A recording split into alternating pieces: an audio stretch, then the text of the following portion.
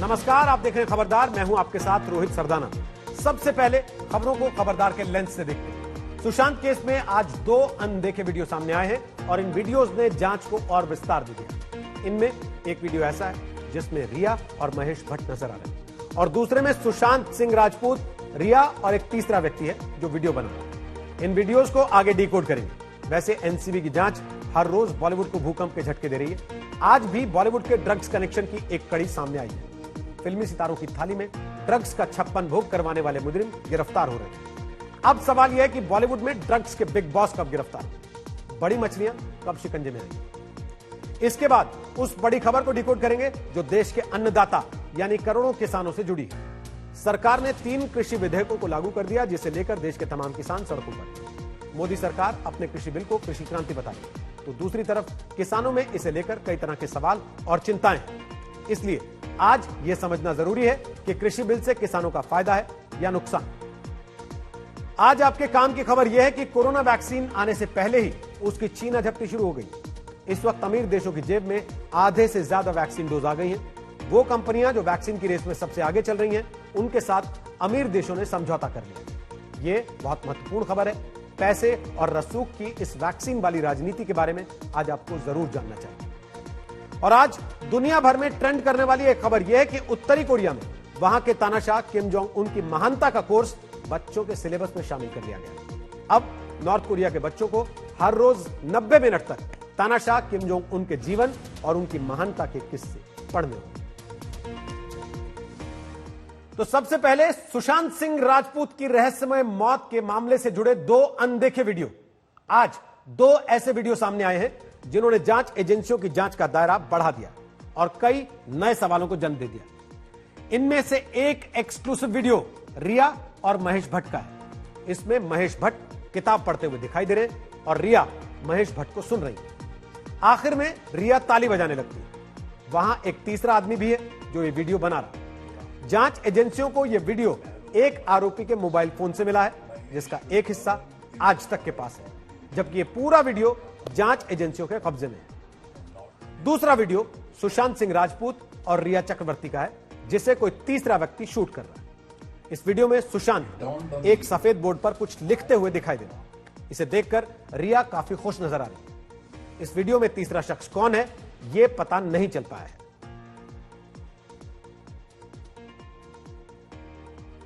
I am a part of the stream of life that changes continuously and relentlessly. The voice of my master erupted from within the very marrow of my bones.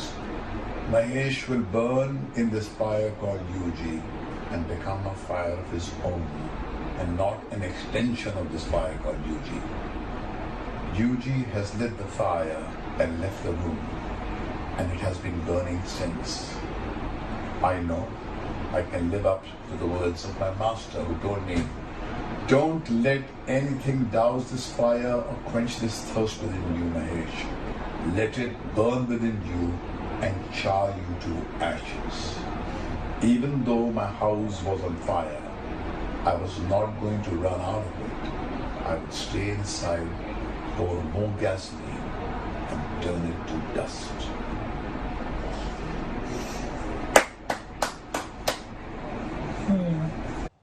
Sushant Singh Rajput की मौत के मामले में drugs angle की जांच कर रहे narcotics control bureau यानी एनसीबी की ड्रग्स वाली जांच हर रोज बॉलीवुड को भूकंप के झटके दे रही है। आज बॉलीवुड के ड्रग्स कनेक्शन की एक और कड़ी सामने आई, जिसके बाद सवाल उठा है कि बॉलीवुड की ड्रग्स कंपनी का बिग बॉस कौन है।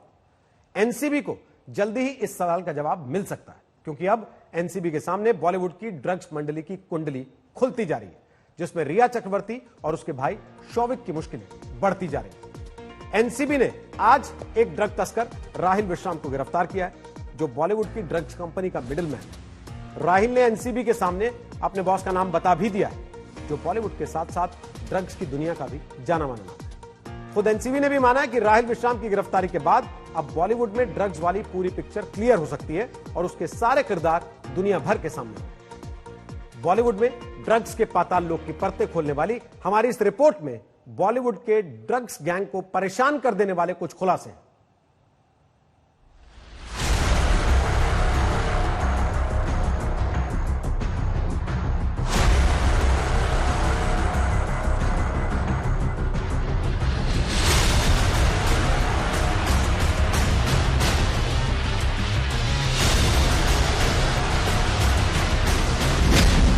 बॉलीवुड की ड्रग्स वाली थाली में छेद।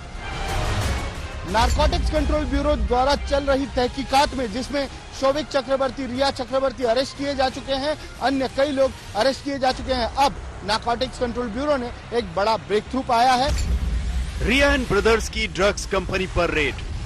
कौन लोग हैं ये, इनका सुशांत किसी के संपर्क? हमारे केस में दे आर लिंक। जाल में फंसा बॉलीवुड की ड्रग कंपनी का मिडलमैन। जो विश्राम है वो डायरेक्ट लिंक है बॉलीवुड टाउन यानी बॉलीवुड सेलिब्रिटीज के बीच। बॉलीवुड की ड्रग कंपनी का बिग बॉस कौन? बहुत सारी चीज मिली है, सर कुछ बड़े नाम भी आए हैं उसमें। हमारे धंधे में एक गलती को माफ करना उससे भी बड़ी। सुशांत की मौत के मामले में ड्रग कनेक्शन की जांच कर रही एनसीबी के हाथ अब रिया चक्रवर्ती का एक बड़ा राजदार आ चुका है। एनसीबी ने राहिल विश्राम नाम के एक हाई प्रोफाइल ड्रग पेडलर को गिरफ्तार किया है, जिसके पास से 4 करोड़ रुपयों की ड्रग्स और 4.5 लाख रुपए नकद भी जब्त किए गए। नारकोटिक्स कंट्रोल ब्यूरो द्वारा चल रही तहकीकात में जिसमें शोभिक चक्रवर्ती, रिया चक्रवर्ती अरेस्ट किए जा चुके हैं, अन्य कई लोग अरेस्ट किए जा चुके हैं। अब नारकोटिक्स कंट्रोल ब्यूरो ने एक बड़ा ब्रेक थ्रू पाया है।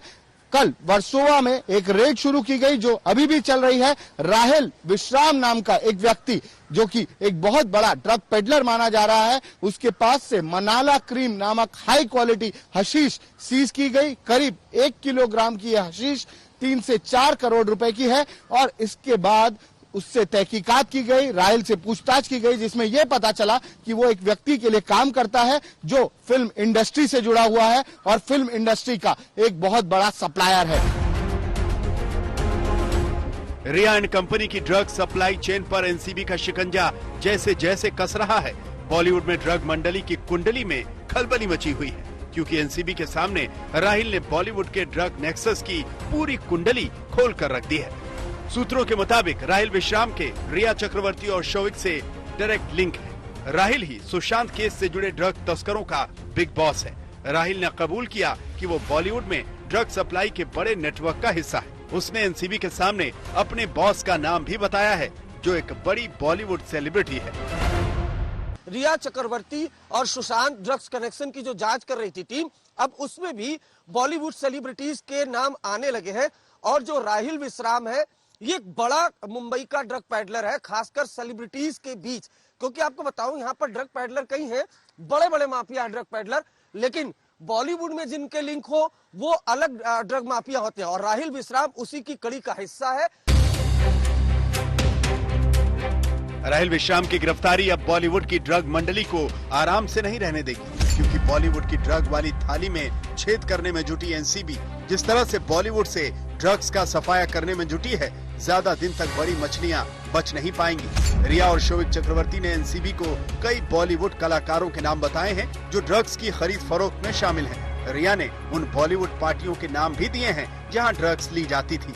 एनसीबी ने इनके खिलाफ डोजियर भी तैयार कर लिया है। डोजियर में दर्ज बॉलीवुड की इन बड़ी मछलियों के खिलाफ एक्शन की तैयारी भी चल रही है, लेकिन इससे पहले एनसीबी उनके खिलाफ केस मजबूत करने में जुटी हुई है। अब तक रिया और शोभिक के अलावा 18 से ज्यादा ड्रग तस्करों को गिरफ्तार किया जा चुका है और अभी भी ये कार्य प्रगति पर है। एनसीबी की टीम ने थाने के अलावा मुंबई के पवई और अंधेरी उपनगरों में छापेमारी करते हुए चरस और गांजे जैसे कुल 1418 किलोग्राम मादक पदार्थ बरामद किए हैं। 13 सितंबर को गिरफ्तार किए गए ड्रग पेडलर अंकुश अर्नेजा के बयान के आधार पर एनसीबी ने राहिल विश्राम के घर पर छापा मारा। राहिल विश्राम ने कबूल किया कि उसने ही अर्नेजा को चरस उपलब्ध करवाई थी। अर्नेजा के बयान के आधार पर एनसीबी ने एक अन्य ड्रग पेडलर रोहन तलवार को भी हिरासत में लिया है। रोहन तलवार से पूछताछ में एनसीबी को एक अन्य शख्स नोकथोंग के बारे में पता चला है, जिसके पास से 370 ग्राम गांजा बरामद हुआ। नोकथोंग ने अपने सहयोगी विशाल साल्वे के नाम का खुलासा किया, उसे भी पकड़ लिया गया। सभी को हिरासत में ले लिया गया है, लेकिन इन गिरफ्तारियों में सबसे बड़ी गिरफ्तारी राहिल विश्राम की ही है, जो बॉलीवुड की ड्रग मंडली का मिडलमैन है। जो विश्राम है वो डायरेक्ट लिंक है बॉलीवुड टाउन यानी बॉलीवुड सेलिब्रिटीज के बीच।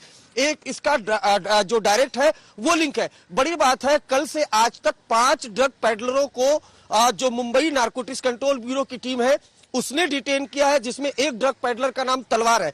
लेकिन जो बड़ी कड़ी माना जा रहा है वो माना जा रहा है राहिल विश्राम। राहिल विश्राम का बॉलीवुड में अच्छा खासा कनेक्शन है, बड़ा ड्रग पेडलर है। बहुत सारी चीज मिली है सर, कुछ बड़े नाम भी आए हैं उसमें। आई एम नॉट सपोज, वो मैं नहीं बोल सकता। जैसे जैसे एनसीबी की जांच आगे बढ़ रही है वैसे वैसे रिया और शोविक की रिहाई की आस तो धुंधली पड़ती ही जा रही है। बॉलीवुड में ड्रग माफिया की धड़कनें भी जरूर तेज हो रही होंगी, क्योंकि एनसीबी अब बॉलीवुड की ड्रग मंडली की पूरी कुंडली निकालने के बेहद करीब पहुंच चुकी है।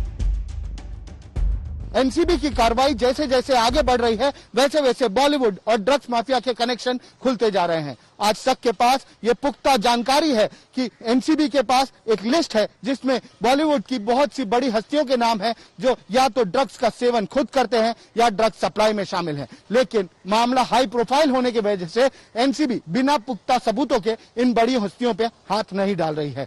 लेकिन जिस तरीके से एनसीबी ताबड़तोड़ एक्शन ले रही है उससे तो यही लग रहा है कि बॉलीवुड के ड्रग्स मंडली के बड़े मगरमच्छों का नाम खुलने में ज्यादा वक्त नहीं बचा है। कैमरा पर्सन किरण सपकाल और अरविंद ओझा के साथ दिव्येश सिंह, मुंबई आज तक। और इस वक्त खबरदार में हमारे साथ लाइव आ गए हैं बॉलीवुड के जाने माने अभिनेता रणवीर शौरी। स्वागत है रणवीर आपका, उम्मीद है आप मुझे ठीक से सुन पा रहे हैं। जी Rohit, thank you very much for having me. Ranveer, आपने लिखा the ones who come out defending the muck in Bollywood are either the gatekeepers और the ones sucking up to them. क्यों लगता है आपको ऐसा, जो ये कह रहा है कि भाई बॉलीवुड को बदनाम कर रहे हैं, वो या तो उसका हिस्सा है या फिर उसे छुपाना चाहता है? नहीं, मेरा कहने का क्लियरली ये मतलब नहीं था। मेरा मतलब था कि जब भी बॉलीवुड में कोई भी बात करता है, जो अनफेयर प्रैक्टिसेस हैं या गलत चीजें जो बॉलीवुड के बारे में जब बात करो, तो ये एक ग्रुप है जो बाहर आ जाता है, अपने आप को पोजीशन करता है एज वॉइस ऑफ बॉलीवुड और हमेशा ये दिखाने की कोशिश करता है कि ऐसा कुछ नहीं है, सब कुछ बहुत बढ़िया है बॉलीवुड में और बहुत सब ठीक ठाक है और बहुत अच्छी जगह है। तो मेरी प्रॉब्लम उन ऐसे लोगों से है क्योंकि ये मैंने खुद अपनी आंखों देखा है, बहुत लोगों से सुना है कि क्या क्या प्रैक्टिसेस, क्या क्या मैनिपुलेशंस, क्या क्या साइड लाइनिंग और क्या क्या चीजें जो होती हैं बॉलीवुड में, अगर वो आप बाहर नहीं निकालेंगे तो उनको हम एड्रेस कैसे करेंगे? अगर उनको हम हमेशा कारपेट के नीचे ही धकेलते रहेंगे तो उनको हम एड्रेस कैसे करेंगे? कैसे जो इतनी अनफेयर चीजें होती हैं वो बंद हों, वो कैसे होगा? तो ये मैंने कहा था कि ये जो कुछ जो लोग ये करते हैं वो यहाँ तो वो लोग हैं जो अपने आप को यहाँ के जमींदार समझते हैं, जिनका कंट्रोल है इस बिजनेस पर, यहाँ जो उनको खुश करना चाहते हैं। तो ये मैंने लिखा था। आपको लगता है बॉलीवुड में वाकई ऐसी ठेकेदारी या जमींदारी है?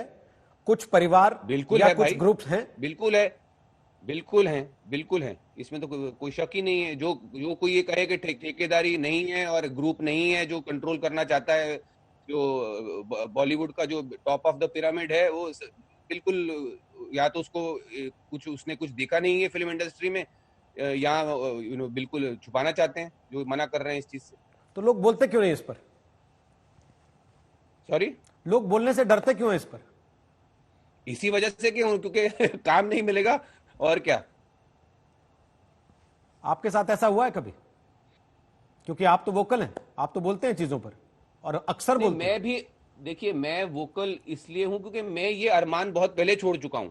एक इन लोगों को खुश करना, इनके शुरू में मैंने भी बहुत कोशिश की थी कि मैं भी एक्सेप्ट हो जाऊं, ये जो जमींदारों की मैं भी गुड बुक्स में आ जाऊं। तो जो भी वजह थी कि इन्होंने मुझे उस तरह ट्रीट किया कि बिल्कुल साइडलाइन कर दो, इग्नोर कर दो, मैनिपुलेट कर दो। तो उसके बाद मैंने ये कहा कि it is not worth it कि मैं अपनी आत्मा के ऊपर पैर रख के ये चढ़ने की कोशिश करूं। It is not worth it for me. मैं छोटे रिवॉर्ड या जो काम छोटी फिल्में या सीरीज, जो अब थैंकफुली अब सीरीज भी हैं, जो मुझे काम मिलता है उसमें मैं खुश हूं। मैं इनको खुश करने के चक्कर में पड़ना ही नहीं चाहता हूं। तो मैं सीधी सच्ची जो बात है वो रखता हूं और वही मैं रखता रहूंगा। ये जमींदारी या ठेकेदारी जिसका आप जिक्र कर रहे हैं, क्या ये नेपोटिज्म की वजह से है या कुछ और है? बिल्कुल नेपोटिज्म ही तो है सर, और क्या है। देखिए, जिसके हाथ में पावर आ जाती है, ये तो आपको भी पता होगा रोहित जी, आप इतने बेहतरीन एंकर हैं, इतना कुछ देखते हैं पॉलिटिक्स में, जिंदगी में आप देखते हैं, जिसके हाथ में पावर आ जाती है वो थोड़ी छोड़ना चाहता है पावर। उनके लिए उनकी तो निकल पड़ी है कि अभी हम 7-8 लोग अगर एक दूसरे के साथ कोऑपरेशन करें तो ये पूरा जो बॉलीवुड का जो ऊपर 100,000 करोड़ का जो पिरामिड है, ये हमारे कंट्रोल में ही रहेगा। तो वो क्यों छोड़ेंगे भाई? इसलिए तो उसका नाम पड़ता है माफिया, कि 7-8 फैमिलीज मिलके उसको कंट्रोल करती हैं। कंगना रनौत जो बात कह रही हैं वो नाम लेके कह रही हैं, एक के बाद एक वो ट्वीट्स करती हैं, अटैक होता है, उसके बाद रिएक्शन होता है, बहुत सारे लोग अब रिएक्ट करने लगे हैं उनकी बातों पे। आपको लगता है इसने बॉलीवुड में एक सीधी सीधी लाइन खींच दी है, जिसके बारे में लोग पहले बोलते नहीं थे, अब खुल के बात होने लगी है? देखिए, जहां तक कंगना जी का सवाल है, वो जिसको अंग्रेजी में कहते हैं ना hyperbole, exaggeration, over dramatic statements देने का उनका एक तरीका है। और वो अकेली नहीं है, ऐसे बहुत से पहले भी तो होता था। एक बहुत अच्छे एक्टर थे, उनको शॉटगन कहा जाता था, क्योंकि वो ऐसी सेंसेशनल चीजें कहते थे कि वो लेकिन तब ये होता था कि ये जो चीजें हैं वो फिल्म मैगजीन्स या टैबलॉइड पेजेस तक सीमित रहती थी। अब ये क्या हो गया कि ये जो हम देख रहे हैं, this is tabloidization of mainstream media, कि वो चीजें टैबलॉइड पेजेस, फिल्मी मैगजीन से निकलकर फ्रंट पेज पर आ गई हैं। तो अगर वो कहती हैं और अगर वो एग्जैजरेट करके कहती हैं और ओवर ड्रामेटिक और ऐसे स्टेटमेंट्स देती हैं, तो आप उनको बोलने दो। एक्ट्रेस कह रही है तो इसमें नेशनल न्यूज में लाने की क्या जरूरत है? लेकिन ठीक है ना। और अगर वो कहती हैं और लोगों के साथ उसकी कोई क्या कहते हैं, एक मतलब एक लोगों को छू जाती है अगर वो जो कहती हैं, तो दैट मीन्स उसमें बीज तो है सच का ना। यही मैं आपसे कहने वाला था, इसीलिए वो फ्रंट पेज पे आ जाता है, क्योंकि वो लोगों को छूता है। लोग ये सोचते हैं कि जिसके बारे में अब तक दबी जुबान में बात होती थी, अंदर की ही एक लड़की या अंदर का ही कोई आदमी इतना खुल के बोल रहा है, और उसके बाद लोगों को दिखने लगता है नारकोटिक्स कंट्रोल ब्यूरो हर दिन 4-5-2 ड्रग पेडलर्स को पकड़ रहा है, जिनके कॉन्टैक्ट्स निकल रहे हैं बॉलीवुड के अंदर। तो फिर आम आदमी को यह लगेगा ना कि भाई वो किसी भ्रम में जी रहा था। वो जिनको सितारा समझता है, उनकी जिंदगी में तो बड़े अंधेरे हैं। देखिए, जहां तक ड्रग्स का सवाल है, मैं ये जरूर कहूंगा कि ना बॉलीवुड संत है, ना मैं संत हूं, ना ही दुनिया में दूसरे लोग संत हैं। बहुत लोग ड्रग्स यूज करते हैं, ना सिर्फ फिल्म इंडस्ट्री में, कि वैसे सोसाइटी में। तो ये जो सिंगलिंग आउट होना है कि नहीं अब फिल्म इंडस्ट्री पे ही एनसीबी की ऐसे आंखें रहेंगी, ये हुई हैं बिकॉज जो एक हमारा बहुत जो ट्रेजेडी हमारे साथ हुई है, जो बहुत अच्छे हमारे एक्टर के साथ, जो सुशांत के साथ जो हुआ है, उसकी वजह से। तो ठीक है, they are well within their rights. But जहां तक सोसाइटी का या ऐसा सोशल मीडिया या लोगों का, ये ऐसे मान लेना कि बिल्कुल ये फिल्म इंडस्ट्री ड्रग्स का हेवन है, या जो कंगना रनौत जो कह रही है कि नहीं 99% 90% फिल्म इंडस्ट्री ड्रग्स में है, ये मैं एग्री नहीं कर। मैंने कहा वो एग्जैजरेट करके बोलती हैं। वो उन्होंने अगर कोई हाई फाई पार्टीज में देखा होगा, वो हमने भी देखा है, बट ये वो सिर्फ फिल्म इंडस्ट्री में नहीं होता, वो बहुत जगह होता है। आप इंडस्ट्रियलिस्ट की पार्टियों में जाएंगे, वहां भी यही होता है। आप बड़े पॉलिटिशियंस की पार्टी में जाएंगे, वहां भी यही होता है। सो ये सिंगलिंग आउट बॉलीवुड का, इसमें मैं सहमत हूँ। जो भी आई थिंक जया जी ने भी पार्लियामेंट में ये बात कही थी। सिर्फ मेरी ये चीज मेरे को उनकी खटकी थी, जो उन्होंने थाली वाला जो स्टेटमेंट दिया था, वो जमींदारी और उसमें एंटाइटलमेंट दिखा था मुझे, तो मैंने उसके ऊपर भी कुछ टिप्पणी की थी। मैं उस बात पर भी आ रहा हूं जो बात जया जी ने कही, और उसके जवाब में आपने ट्वीट किया, जिस पर काफी रिएक्शन भी आया आपकी बात पर। लेकिन उसके पहले जो आप कह रहे हैं कि singling out of Bollywood is not good, क्योंकि पॉलिटिशियंस की पार्टीज में भी ऐसा होता है, कारोबारियों की पार्टीज में भी ऐसा होता है। लेकिन क्या बॉलीवुड में ये चीज अब नॉर्मलाइज है? क्या ये एक सामान्य सी बात है? इसको लोग अदरवाइज नहीं लेते? मैं नहीं मानता नॉर्मलाइज, मैं नहीं समझता हूँ ये नॉर्मलाइज है, ना ही रैम्पेंट है। तो मैं बिल्कुल सहमत नहीं हूँ कंगना जी से। अगर वो कहती हैं कि 90% बॉलीवुड या 90% हिंदी फिल्म इंडस्ट्री ड्रग्स देती है, मैं उनसे सहमत नहीं हूँ। हाँ, अगर जो अपर क्रस्ट है उसकी बात कर रही है कि 99% अपर क्रस्ट में लोग करते हैं, तो वो उनको ज्यादा पता होगा, वो मेरे से ज्यादा सक्सेसफुल हैं, उन्होंने ज्यादा मेरे से पार्टीज देखी होंगी। बट डेफिनेटली पूरी फिल्म इंडस्ट्री को तो ऐसे छाप नहीं लगा सकते आप। लेकिन जो सारी बात निकली रणवीर जी, वो निकली सुशांत सिंह राजपूत के मामले से, जिस पर बॉलीवुड के ज्यादातर बड़े स्टार्स चुप रहे, किसी ने कोई सवाल नहीं उठाया। 15 मिनट में पुलिस ने कहा कि सुसाइड है, लोगों ने कहा हाँ जी सुसाइड है। उसके बाद जब कंगना रनौत बोली कि 90% बॉलीवुड ड्रग एडिक्ट है, ड्रग्स लेता है, ड्रग्स कंज्यूम करता है, तब भी कोई बड़ा सितारा बाहर नहीं आया, किसी ने कोई सवाल नहीं उठाया।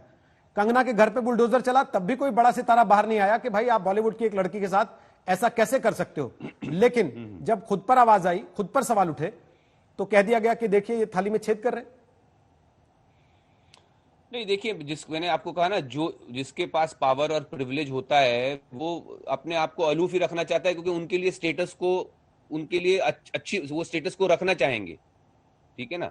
जो लोग जूझ रहे हैं इन चीजों से, अनफेयर प्रैक्टिसेस से, या स्ट्रगल देखते हैं क्या क्या जो गलत होती हैं चीजें और उससे स्ट्रगल करते हैं, वो आवाज उठाना चाहेंगे।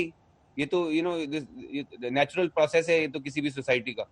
तो ये लोग अगर नहीं बोलते, वो इसलिए बोलते हैं कि they want to stay aloof from it, वो ठीक है, उनका राइट है, मैं ये नहीं मानता हूँ।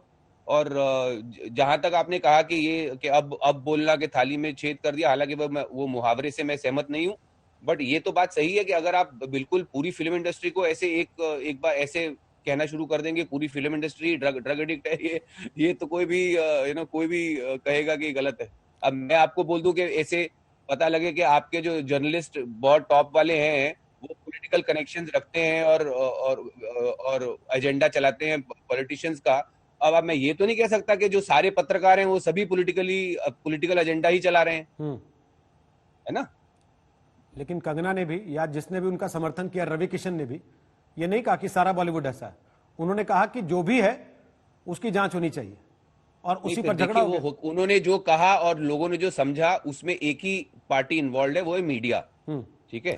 तो वो मीडिया को आप बोलिए कि मीडिया चेक करे, वो इसी तरह ब्लो अप करते हैं कि इंप्रेशन ये आता है कि ऐसा कहा जा रहा है कि पूरी फिल्म इंडस्ट्री है।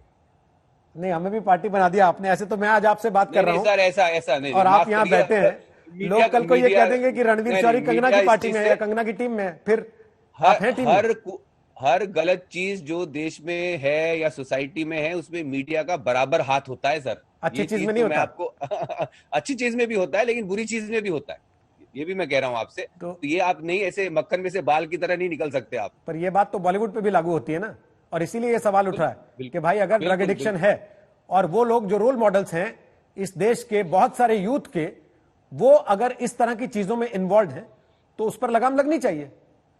बिल्कुल लगनी चाहिए सर, बिल्कुल। लेकिन ये भी उसी वक्त ये भी बात सही है कि आप ये ऐसे एक जैसे कहा जाए कि एक ही ब्रश से आप सबको नहीं कह सकते कि बॉलीवुड में सभी ड्रग एडिक्ट हैं। जो है प्लीज उसका करिए इलाज, वो एनसीबी प्रॉपर डिपार्टमेंट है, इसकी इन्वेस्टिगेशन करिए, लेकिन साथ में मीडिया को थोड़ा संतुलन रखना चाहिए कि ये स्पेसिफाई करना चाहिए कि रवि किशन जी ने या कंगना जी ने कहा है कि जो टॉप है बॉलीवुड का, जो क्रस्ट है, उसके 90% लोग, ना कि बॉलीवुड के 90% लोग। ये मैंने आपको कहा ना, जो वो कह रहे हैं और लोगों की समझ में जो आ रहा है, उसमें सिर्फ मीडिया का ही थोड़ा दिखाना पड़ेगा कंट्रोल। चलिए, आज हम आपको लेकर आए हैं तो आपने उस चीज को थोड़ा और क्लैरिफाई करने की कोशिश की है कि पूरे बॉलीवुड के 90% नहीं, जो बॉलीवुड का टॉप है, जो बॉलीवुड का क्रीमी लेयर है, उसका 90% वो ड्रग्स में इन्वॉल्व है, ऐसे समझो इसको। नहीं, मैंने ये नहीं कहा, मैंने कहा ये रवि किशन जी ने और कंगना जी ने कहा है, मैं ये नहीं कह रहा हूं। मेरा, अगर आप मुझसे पूछ रहे हैं तो मैं कहूंगा बिल्कुल बहुत चंद लोग, वो अपर कास्ट के भी बहुत कम लोग होंगे जो यूजर होंगे, और वो जहां तक उनका यूजर होने का सवाल है, वो सोसाइटी में हर प्रोफेशन में, हर इंडस्ट्री में आपको मिलेंगे लोग। उनसे आप पूरी इंडस्ट्री को वो नहीं कह सकते कि पूरी इंडस्ट्री सेम है। लेकिन कंगना ने जब ये सवाल उठाया या रवि किशन ने जब ये सवाल उठाया तो अचानक एक तरीके का पोलराइजेशन पूरी इंडस्ट्री में दिखाई देने लगा। हमने अभी आपके आने से पहले झलक दिखाई भी, कौन सितारे क्या बोल रहे हैं, कौन पक्ष में बोल रहा है, कौन विपक्ष में बोल रहा है, और उसमें ऐसा लगता है कि कुछ को बाहर वाला मान लिया गया है। और ये लोग जो क्लेम करते हैं कि हम छोटे छोटे शहरों से आए हैं, हमारा कोई गॉडफादर नहीं था, हमारा कोई माई बाप नहीं था, हम अपने स्ट्रगल से बने हैं, उनको यह जताया जा रहा है कि तुम हमारे एहसानों पे हो, वरना तुम्हें कोई पूछने वाला नहीं था।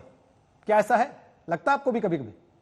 देखिए, मैं कभी भी ऐसा नहीं, इसको मैंने कहा ना आपको, ये ऐसा नहीं कहूंगा कि जो छोटे बाहर से लोग आए हैं उनको नहीं, ऐसा नहीं है। बहुत से बाहर से लोग आए हैं, वो भी इस वक्त बहुत पावरफुल हैं, और वो भी उसी कहते हैं कि उसी ग्रुप में शामिल हैं, या उनके उनके चमचे चपाटे भी हैं। तो प्रॉब्लम क्या ये नहीं है, प्रॉब्लम ये है, प्रॉब्लम बाहर से आना और अंदर का होने का नहीं है। प्रॉब्लम है कि जो पावर और प्रिविलेज कुछ लोगों के हाथ में है, वो कंट्रोल करना चाहते हैं। उस चीज को, उस पावर को, उस प्रिविलेज को। और जब वो ठप्पा लगाएंगे तो ही आपको एक नहीं तो आप एक ग्लास सीलिंग आपको हिट करेंगे, तो उसके ऊपर आप नहीं आ पाएंगे। प्रॉब्लम्स ये हैं। और जहां तक आप ये कह रहे हैं कि पोलराइज होने की बात है, ये इस वक्त सिर्फ ये एनसीपी के आने के बाद नहीं, बहुत पहले से पोलराइजेशन चल रही है। तो उससे नेपोटिज्म की डिबेट से पोलराइजेशन चल रही है। और आप तब भी देखेंगे जब नेपोटिज्म की भी जब बात हुई थी, तब यही ग्रुप के लोग आके नेपोटिज्म को भी डिफेंड कर रहे थे, बाकायदा एक तो पूरा परिवार आके डिफेंड करके गया है, आप शायद आप ही के चैनल पे। तो ये लोग इतने कहते हैं, इतने इंटाइटल्ड हैं, इतने देर से इंटाइटल्ड रहे हैं कि ये शर्म भी गवा चुके हैं। ये इनको लगता है कि बस हम बाहर आके कह दो क्या व्हाट नेपोटिज्म, ये एग्जांपल दे दो, वो एग्जांपल दे दो। तो सो आई एम सेइंग जब तक हम इंट्रोस्पेक्शन नहीं होगा तब तक चीजें इंप्रूव कैसे करेंगी। तो आपको अच्छा नहीं लगा जावेद अख्तर, फरहान अख्तर और उनकी बहन का एक साथ चैनल पे आके? नहीं, वो तो अब मैं क्या कहूँ, आप नेपोटिज्म पे डिबेट करते हैं और एक ही परिवार को बुलाते हैं, ये क्या बात हुई? वो डिबेट नहीं थी सर, अगर आपने ध्यान दिया हो तो। अगर प्रोग्राम भी हो नहीं तो मैं वही, हाँ, तो फिर आपका काम तो दोनों पक्ष रखना है ना, इस पत्रकार की एक ही पक्ष रखना है। दोनों पक्ष रख रहे हैं, इसीलिए तो बहस हो रही है। तब आप कह रहे हैं कि मीडिया बहस करवा देता है। मैं कह रहा हूँ उस वक्त जब आप एक पक्ष रख रहे थे तो आपको दूसरा पक्ष भी बुलाना चाहिए था ना। नहीं, जिनका आपने इंटरव्यू देखा है, आप एक्सक्लूसिव आधा एक घंटा एक ही पक्ष को देंगे, हाँ, तो फिर क्या मतलब पक्षवाद हो गया ना ये तो। देखिए, मैं आपको भी अभी एक्सक्लूसिव आधा क्या एक घंटा अगर आप बैठना चाहें तो पूरा एक घंटा देने को तैयार हूं। मैं तो दोनों पक्षों की बात खुद ही कर रहा हूं रोहित जी। आपने लिखा रणवीर शौरी, थालियां सजाते हैं ये अपने बच्चों के लिए, हम जैसों को फेंके जाते हैं सिर्फ टुकड़े, अपना टिफिन खुद पैक करके हम काम पर जाते हैं, किसी ने कुछ दिया नहीं है, जो है वो है, जो ये लोग हमसे ले नहीं सके, इनका बस चलता तो वो भी अपने ही बच्चों को दे देते। क्या अनुभव है आपका जिसने आपको फोर्स किया ये लिखने पर? क्योंकि इतना समय बॉलीवुड में लगाने के बाद, एक स्टेटस पाने के बाद कि आप सड़क पर निकले और लोग आपको पहचानते हो कि देखो रणवीर शौरी जा रहा है, तब आपको यह लिखना पड़े, इसका मतलब चोट गहरी है। नहीं, चोट गहरी बिल्कुल है सर। जब आपको इतनी लोगों से तीखी बातें सुननी पड़ती हैं, आपको एक साइड पे आपको कहा जाता है कि आपका टैलेंट ऐसा है या आपकी काबिलियत ऐसी है कि आपको कहीं ज्यादा काम मिलना चाहिए, और दूसरी तरफ आपको वो काम अपॉर्चुनिटीज आपको नहीं मिलती, लेकिन जो नेपोटिज्म के बेनिफिशियरीज हैं उनको मिल जाती हैं, और ये आप सालों तक देखेंगे तो आपको चोट तो गहरी लगेगी भाई। तो बिल्कुल चोट है, और मेरी पर्सनल चोट है। ये भी नहीं मैं कहता कि मैं सोशल सर्विस कर रहा हूँ ये सब लिख के, ये बिल्कुल मेरी पर्सनल चोट है और मैंने पर्सनल एंगल से ही लिखा है। और ना सिर्फ मैंने अपने एक्सपीरियंस के बिना पर नहीं लिखा है, ये मैंने जो इंडस्ट्री में इतने सालों से सुना है, लोगों के साथ होता हुआ, उसकी बिना पे भी लिखा है। इसलिए मैंने हम लिखा था, मैं नहीं लिखा था। तो ये वाकई में आपको कह रहा हूं, ये जो ठेकेदारी जमींदारी बिल्कुल है फिल्म इंडस्ट्री में, और उसके खिलाफ मैं बिल्कुल आवाज उठाऊंगा, चाहे जितने भी बड़े बड़े लोग आके डिफेंड करें कि नहीं ये इंडस्ट्री तो इतने लोगों को एम्प्लॉयमेंट देती है, बहुत हंकी डोरी है, फैमिली है। ये सब बकवास है। हंकी डोरी सिर्फ उन लोगों के लिए है जो ऊपर कंट्रोल करके बैठे हुए हैं। लेकिन ये कहा गया बार बार कि जो लोग इस तरह की बातें कर रहे हैं, जैसी मसलन अभी आप भी कर रहे हैं, उन्हीं के लिए कहा गया कि देखो ये थाली में छेद करने की बात कर रहे हैं। उन्हीं के लिए कहा गया कि ये एहसान तक मानने को तैयार नहीं है कि इनको कोई नहीं जानता था और इंडस्ट्री ने इनको आज कहां से कहां पहुंचा दिया। कंगना को भी यही बात कही गई कि ये जरा सा भी इनको इंडस्ट्री के प्रति सम्मान नहीं है कि जिस इंडस्ट्री ने इनको वो मकाम दे दिया उसके लिए ऐसा बोल रहे हैं। मैं आपको क्लैरिफाई करता हूं, इसमें गलतफहमी क्या है कि इन लोगों की गलतफहमी ये है कि इनको लगता है कि यही इंडस्ट्री है। जी नहीं, मैं भी इंडस्ट्री हूं, कंगना भी इंडस्ट्री है, रवि किशन जी भी इंडस्ट्री हैं। ये इंडस्ट्री सबकी है। जो इस इंडस्ट्री में काम करता है ये इंडस्ट्री उनकी है। और अगर जो कोई काम करता है जिसका एक्सपीरियंस अच्छा नहीं हुआ है और उसने कोई अनफेयर अनजस्ट प्रैक्टिसेस देखी हैं और वो आवाज उठाता है तो वो बिल्कुल जायज है। और जो लोग ऊपर बैठ के ये इंप्रेशन देना चाहते हैं कि नहीं, वो क्यों करना चाहते हैं? क्योंकि उनको पता है कि ऊपर वो बैठे हैं कि उनके ऊपर उंगली उठेगी, क्योंकि वो लोग करते हैं और क्योंकि वो करते भी हैं, इसीलिए वो डिफेंस, इसीलिए गिल्टी होकर डिफेंस पे आते हैं वो। अगर वो ये माने कि ये इंडस्ट्री सभी की है, सिर्फ उनकी नहीं है, और अगर कोई कह रहा है कि इंडस्ट्री में ये गलत होता है, तो तुमको क्या प्रॉब्लम है भाई? तुम क्या कहना चाहते हो कि इंडस्ट्री में कोई गलत नहीं है, कोई अनफेयर प्रैक्टिस नहीं है, कोई मैनिपुलेशन नहीं है, कोई साइडलाइनिंग नहीं है, कोई मलाइनिंग नहीं है? What are you trying to say? बहुत हंकी डोरी सब फर्स्ट क्लास चलता है बिल्कुल। किसको उल्लू बना रहे हैं भाई? हम लोग 20-20 साल ये इंडस्ट्री में धक्के खाए हैं, हमको नहीं पता क्या होता है यहाँ पे। अध्ययन सुमन के एक इंटरव्यू के आधार पर महाराष्ट्र की सरकार ने कहा मुंबई पुलिस से कंगना के ड्रग कनेक्शन की जांच कराएंगे।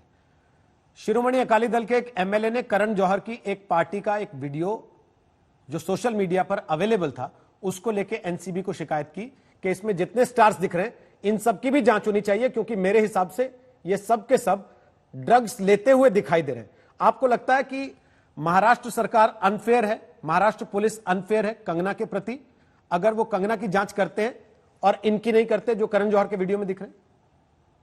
देखिए, जांच करना हर एजेंसी का ना सिर्फ हक है, जिम्मेदारी है, और बाकायदा प्लीज जांच करें। जिसकी उनको लगता है कि जांच होनी चाहिए, बाकायदा प्लीज करिए जांच। इसमें क्या है? जो सबसे बड़ी आपकी विसल ब्लोअर हैं इस वक्त कंगना जी, वो तो खुद कह चुकी हैं वो ड्रग्स यूज कर चुकी हैं, तो फिर अब क्या रह गया? और अगर किसी को लगता है कि किसी पार्टी में उनको कोई फुटेज, ऐसे ही कोई वीडियो में उनको लग रहा है कि ड्रग्स हो रहे हैं, तो बाकायदा वो तो पब्लिक है वीडियो, वो तो वीडियो पब्लिक डोमेन में है, जिसने बनाया उसने